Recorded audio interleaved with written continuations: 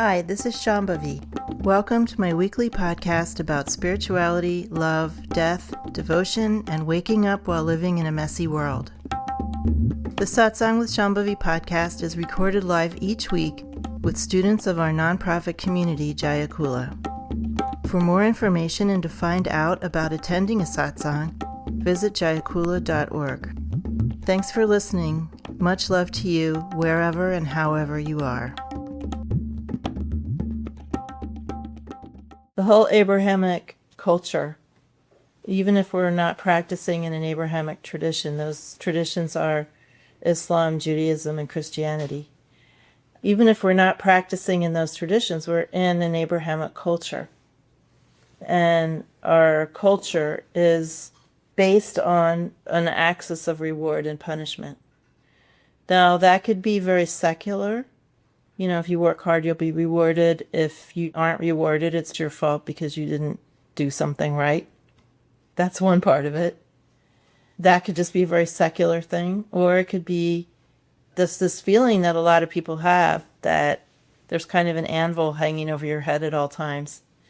And you're about to be punished in some undefined way that is just like this constant feeling of threat. That can happen to people too. And then it becomes more obvious to you at different times, like when you're feeling anxious or something, it might feel more obvious to you. But a lot of people are operating that way all the time. And some of us are avoiding punishment and avoiding criticism all the time in everything that we do. That's kind of an extreme, but that happens. I'm working with somebody right now doing a creative project, someone I don't know, someone I just hired who was like that. Constantly finding the threat of criticism everywhere and then also projecting fault onto themselves basically at every turn. And this is really part of our cultures. And of course, our parenting also partakes of this. Parenting does not escape. People think it's absolutely fine to punish your kids. Then, of course, we live in basically a carceral state where we punish people and put them away and do very inhumane or very humane things, but they're cruel to them. It's not about psychologically divesting yourself of this idea that you're about to be punished, because you're going to continue to get that message. I should be punished. I should be rewarded. If I'm not rewarded, it's because I'm bad in some way or I'm at fault. There's always blame to go around. There's always fault to go around. And this is the atmosphere that we are immersed in, basically, in many, many different areas of our lives. And in this tradition, there is no idea of punishment. The gods in this tradition are not punishing. And there's no idea of damnation either. So no one can be flawed. No one can be essentially flawed, and no one can be damned when everything that's happening here is made of God, including you. So it's very difficult for people in Abrahamic cultures to grok this about this tradition and how different it is. And we have this reflex of avoiding punishment. You know, it's hard for us to even have a conversation, an open conversation. Like, for instance, you know, I'm working on this creative project with somebody and they're doing stuff and I'm doing stuff. And in that situation, you have to be able to say, I like this or I don't like that. You can't avoid saying things that are about how you're responding to something. But someone who's very much expecting blame and expecting punishment can't really have that kind of conversation very easily because everything's a threat to them. So it's good to recognize that there are other ways of relating to ourselves and to reality. This isn't the way. This isn't built into human psychology. This has been kneaded into us. It's not native to us. It's simply this historical time period and how it operates and what it teaches us. And we've embodied a lot of that. So the feelings are real. The feelings are very real, but they aren't native. They aren't who you are. And it's good to start imagining What would it feel like if there was no such thing as punishment? And including, when we think about locking people up as punishment, I mean, I always felt like that is the most insane thing to do. Who are we that we would go around punishing people? We could have a whole different system rather than incarceration. We shouldn't have incarceration at all, as far as I'm concerned. And I think that the view of this tradition supports that. But it's something I've always felt. So why should we punish each other? Why should we punish anyone? People are just doing their thing, and some people are suffering. And sometimes we need to separate ourselves from people because of their behavior. But that doesn't mean it has to be punishment. It can just be what needs to happen without damning or punishing anybody. It's a very deep and rich topic, and it's really worth it for all of us to think about what ideas we've received about punishment and reward, and to try to get off of that train track where we're just going back and forth between punishment and reward. I have a question about one of your podcasts where you talk about wisdom, and you say something like, if I relax my body deeply and let go of concepts, then I can contact that wisdom. So how is this contact with this wisdom happen? It's not like making coffee, like No. coffee. And it's not like just like lying on a couch and relaxing in that ordinary way. The reason why we don't already have more contact with that primordial wisdom is because we have natural limitations to our perceptions. And those natural limitations to our perceptions in large part show up as embodied concepts that we have. For instance, that we're about to be punished. That's an embodied concept. It causes anxiety. It causes us to shut down. When we shut down, it causes us to be all tied up worrying about ourselves and feeling things about ourselves. And when that's happening, we're not actually having more of a full experience of life. There's a kind of relaxation of those embodied concepts. It's not just about our body, but it's also our energy and our mind that have to relax. So there's that kind of relaxation that relaxes those embodied concepts, aka our karma, is what spiritual practice is for. It's not a thought exercise to relax in that way. It's a practice that basically destroys our natural limitations to our perceptions. And then we can have a direct contact with our own essence nature, which is the same as the nature of everything, which is this primordial living wisdom. The only way I know how to do it is through daily spiritual practice. I'm sure there's other shorter ways that I don't know about, but this is the way I know. This is what's worked for me. So that's what's happening here. That's what's being taught here. And the fact is that we all have some access to that wisdom already. I mean, we wouldn't be walking around doing what we're doing if we didn't. And you wouldn't be in teachings if you didn't. And there are ways that that wisdom shows up for us. For instance, in sort of an upsurge of knowing what's good for us and what's not good for us. That's that voice of that wisdom surging inside of us. Now, we've been trained to ignore that a lot of the time, or second guess it, or we feel it needs proof or justification in some way or another, or it's just inconvenient, so we don't want to follow it. But what this tradition teaches you is to be more aware of that wisdom and to become a follower, a devotee of that wisdom.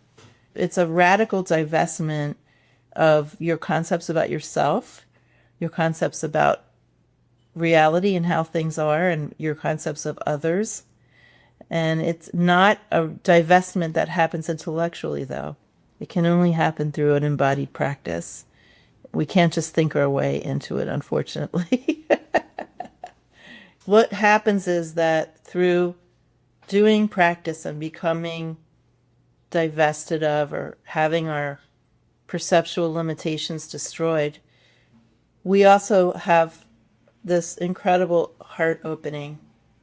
And that just happens naturally, and it's absolutely inevitable. So if you do a lot of practice over however much time you need to do it, then that's unique to each person because we all come here in different conditions. So maybe somebody needs to do this for 5 minutes. That's not me.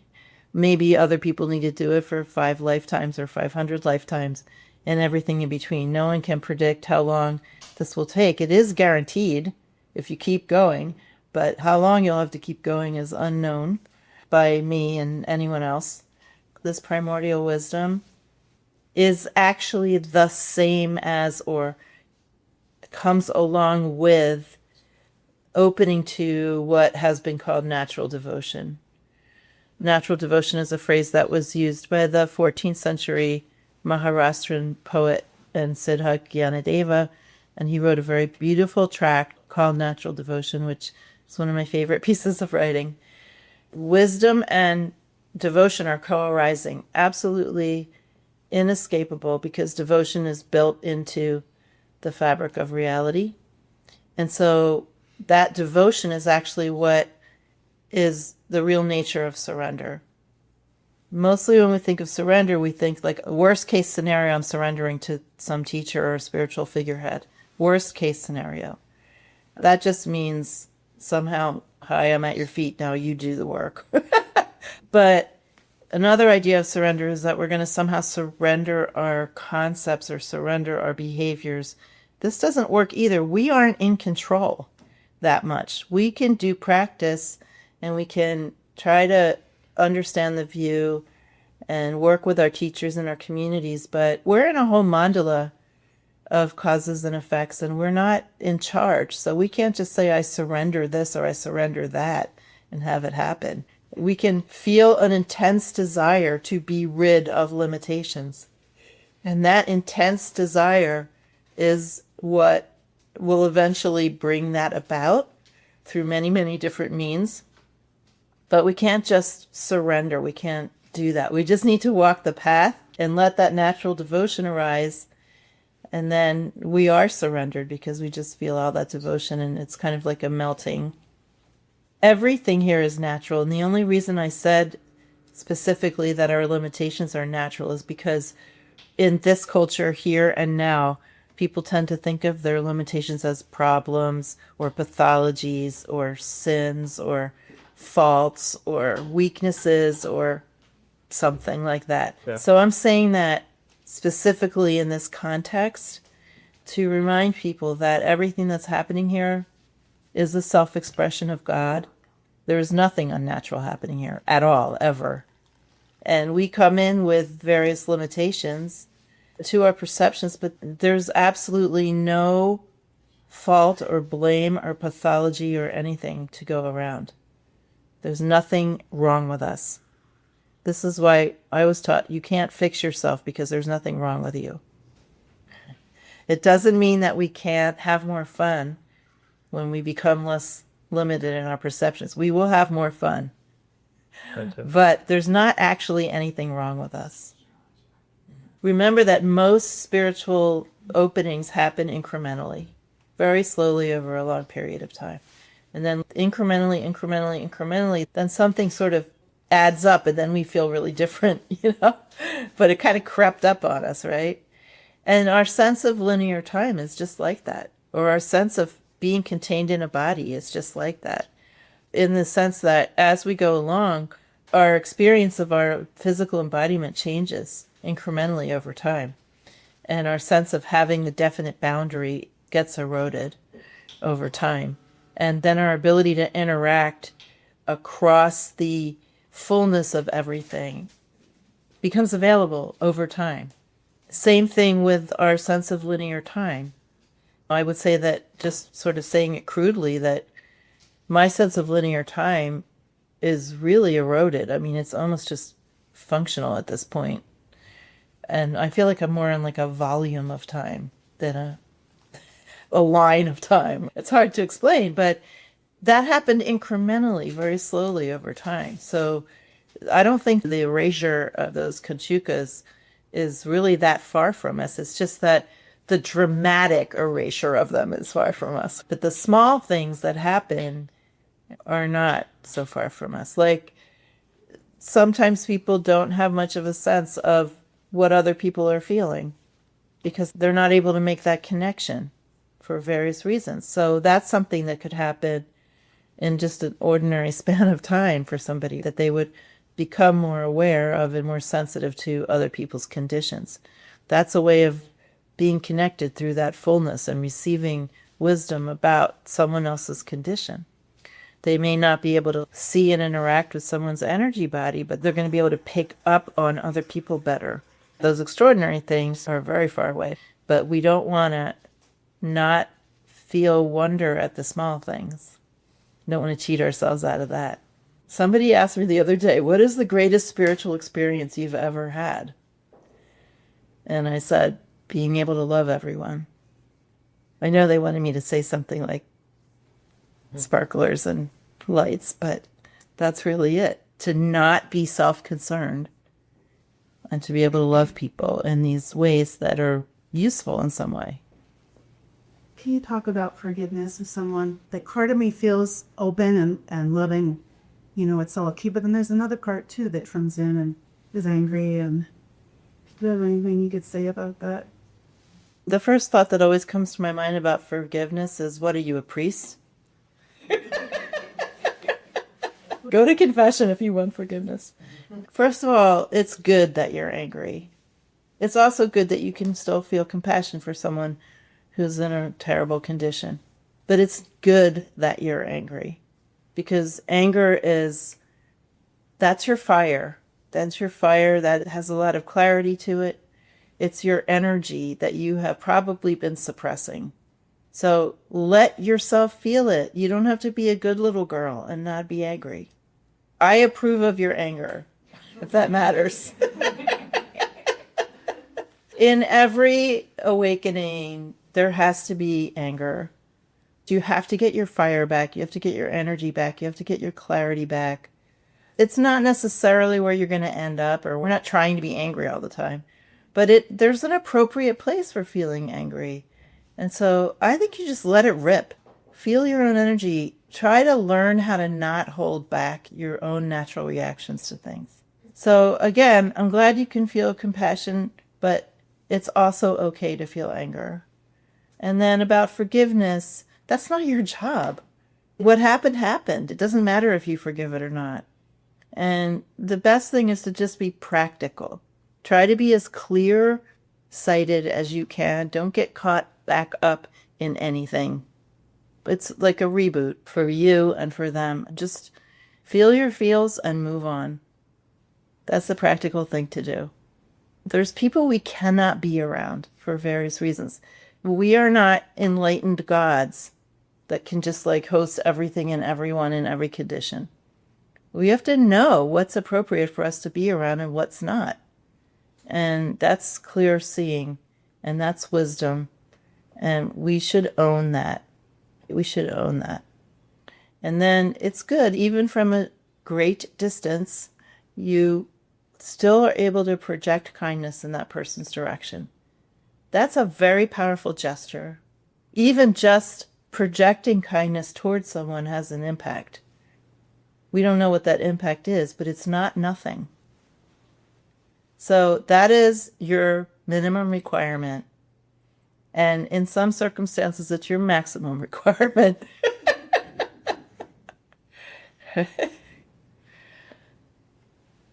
Yeah, and leave the forgiveness to the priests. Satsang with Shambhavi is produced by Jaya Kula, a nonprofit community offering opportunities to learn and practice in the direct realization traditions of Trika Shaivism and Dzogchen. If you enjoyed listening, please help us keep this podcast and many other teachings open to all by making a monthly or one-time donation. Visit jayakula.org to make a donation and explore more of our offerings.